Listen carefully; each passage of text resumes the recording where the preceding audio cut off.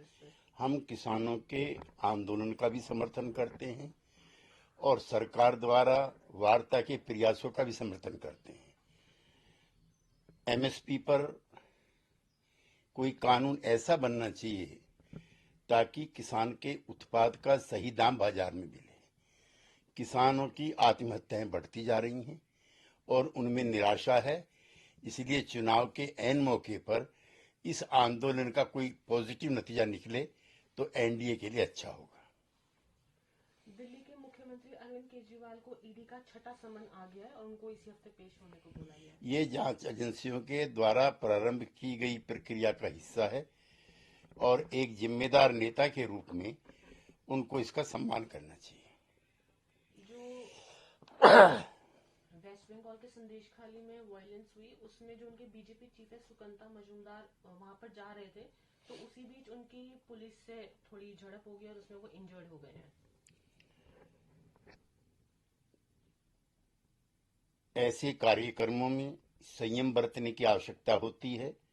आंदोलनकारियों को भी और पुलिस प्रशासन को भी ऐसे किसी हिंसक मॉब का हिस्सा किसी राजनेता को नहीं बनना चाहिए और सरकार को भी ऐसे अवसरों पर थोड़ी ढील के साथ काम करना चाहिए।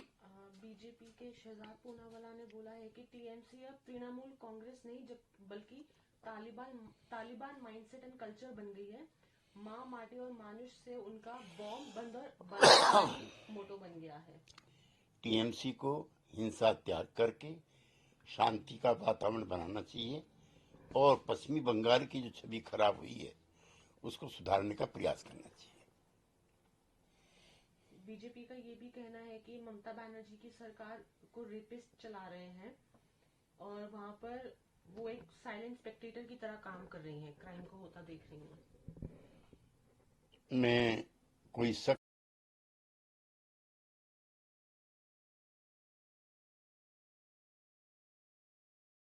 दायित्व निभाने में असफल रही है।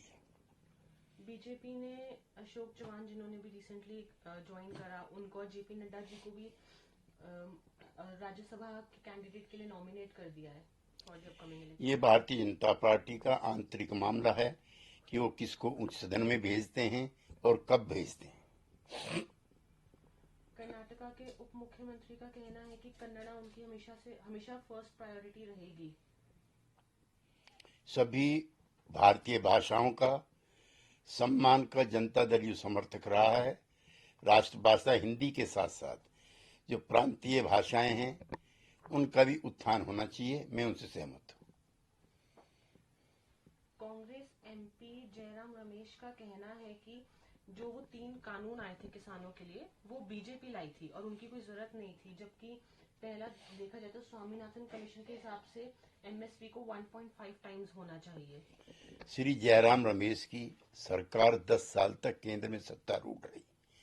इस प्रश्न को सुलझाने में और उलझाने में वो निरंतर नाकामयाब रहे और इसका असफलता का जो सेहरा है वो उनके सिर पर बांधा जाना चाहिए।